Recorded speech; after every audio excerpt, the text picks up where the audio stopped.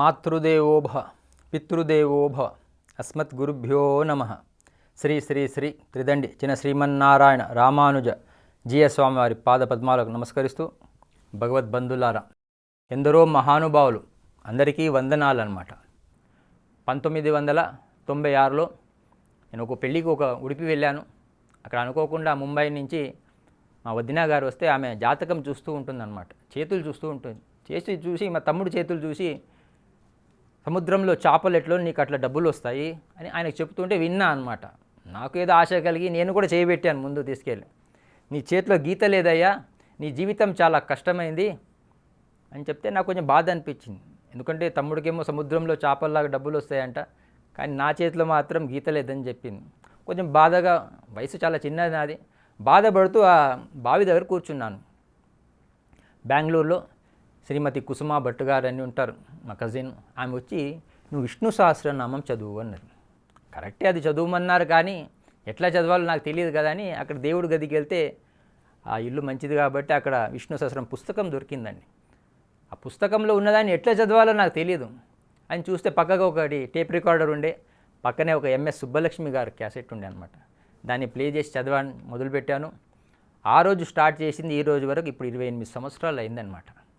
ఏదైనా ఒక నమ్మకం కావాలి, ఒక విశ్వాసం కావాలి. భగవంతుడిని నమ్ముకోండి అన్నారండి. ఎక్కడైనా కూడా భగవంతుడిని అమ్ముకోండి అని చెప్పలేరండి. చెప్పులు ఏసీ రూమ్లో పెట్టి అమ్ముతున్నారండి, భగవంతుడిని రోడ్డు మీద పెట్టి అమ్ముతున్నారండి. అది మన సంస్కృతి కాదు. అందుకే తల్లి వడి, రెండవది బడి, మూడవది గుడి. ఇది భారతీయులకు చాలా ఇంపార్టెంట్ అనమాట. ఒక పూలమాలకి దారం ఆధారం అండి, మనిషి జీవితానికి భగవంతుడు ఆధారం అండి. ఆధారం భగవంతుడు మనలో ఉన్నాడు కాబట్టి గురువు ఒక వెలిగిన దీపం అన్నమాట. ఒక వెలిగిన దీపమే ఇంకో దీపాన్ని వెలిగిస్తుందండి. ఒక వెలిగిన ట్యూబ్లైట్ ఇంకో ట్యూబ్లైట్ వెలిగించలేదు. కాబట్టి మనిషి అన్నవాడికి వాడి జీవితంలో వాడికి ఒక గురి ఉండాలి. ఆ గురి చేయడానికి ఒక గురువు ఉండాలన్నమాట. అందుకే గురుబ్రహ్మ గురుర్విష్ణు గురుదేవో మహేశ్వర గురు సాక్షాత్ పరబ్రహ్మ తస్మై శ్రీ గురవే నమః అన్నారు. గురువుని ఎవరైతే సేవలో ఉంటారో, గురు సేవలో, వాళ్ళ జన్మ సార్థకం అవుతుంది. ఆ మధ్య నేను ఆధ్వని ప్రవచనానికి వెళ్తున్నానండి. అక్కడ ఒక గోడ మీద ఒక బంగారం కొట్టైన షాప్ మీద రాసి ఇచ్చాడు, డబ్బులు ఏమీ ఊరికే రావు అని. నేను చాలామందికి చెప్తుంటాను, డబ్బులు ఊరికే వస్తాయండి, జీవితం ఊరికే రాదండి. మనిషి జన్మ పుట్టాం, 84 లక్షల జీవరాశుల తర్వాత మానవ జన్మ. ఆ జన్మ సార్థకం కావాలి అంటే ఏదో ఒక గురువు దగ్గర వెళ్ళి సేవ చేయాలన్నమాట. నేను చేస్తున్నాను కాబట్టి మీకు చెప్తున్నాను. మథురలో సాధ్వి ఋతంబర అని ఉంటారు. వాళ్ళు చిన్నప్పుడు చాలా పేద కుటుంబం అన్నమాట. ఒక గుడిసెలో ఉంటుంది. తల్లిగారికి ఆరోగ్యం బాగాలేదు. ఆ తల్లిగారు మంచం మీద పడుకొని ఉన్నారు. బయట ఒక సన్యాసి వచ్చాడంట, భవతీ భిక్షాందేహి అని. ఆ మంచం మీద ఉన్న తల్లి ఆ పాపకు చెప్పిందంట, అమ్మ, ఇంటికి వచ్చినవాడు ఎప్పుడు ఖాళీ వెళ్ళకూడదు, ఏదైనా ఇచ్చి పంపి అన్నదంట. ఆ పిల్ల పేద కుటుంబం, గుడిసెలో ఉంటున్నారు, ఇంట్లో ఏదో ఇద్దామని వెతికిందంటండి, కానీ ఇంట్లో ఇవ్వడానికి ఏమీ లేదంట. ఆ చిన్న పాప వచ్చి మళ్ళీ తల్లిని అడిగిందంట, మంచం మీద ఉన్న తల్లిని, అమ్మ, ఇంట్లో ఇవ్వడానికి ఏం లేదమ్మా, ఏం చేయమంటావమ్మా అని.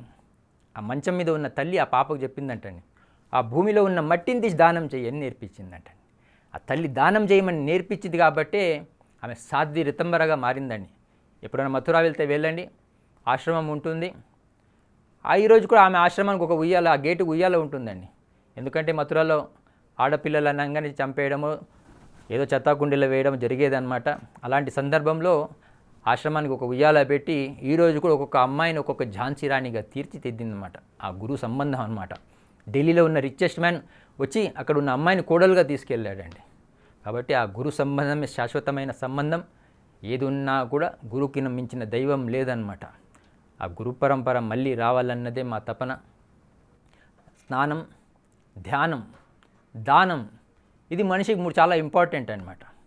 ఆ మధ్య నేను గిరి ప్రదక్షిణ చేసి వస్తున్నానండి. బెంగళూరు వచ్చే వరకు నా కారులో ఒక పాట అనుకోకుండా స్టార్ట్ అయిందండి, పంచదార బొమ్మ బొమ్మ అని. ఈరోజు మనం పిల్లల్ని అడిగామనుకోండి, పంచదార బొమ్మ బొమ్మ ఏ సినిమాలో పాట అని టక్కని మగధీర అని చెప్పేస్తున్నారండి. అదే మన సప్త ఋషుల పేర్లు ఏంటంటే ఎవరు చెప్పట్లేదండి. మన ఋషులను మర్చిపోయాం. మనం ఎవరి సంతానం, మన పూర్వీకులను మర్చిపోయాం అన్నమాట. అందుకే ఆ పాటను కొంచెం ట్యూనింగ్ చేశానండి నేను. పంచదార బొమ్మ బొమ్మ పంచడం నేర్చుకోవమ్మా, నువ్వు పంచకపోతే వృథా ఈ జన్మ, పెంచుతుంది జీవితాన్నమ్మా, పంచడం నేర్చుకోవమ్మా.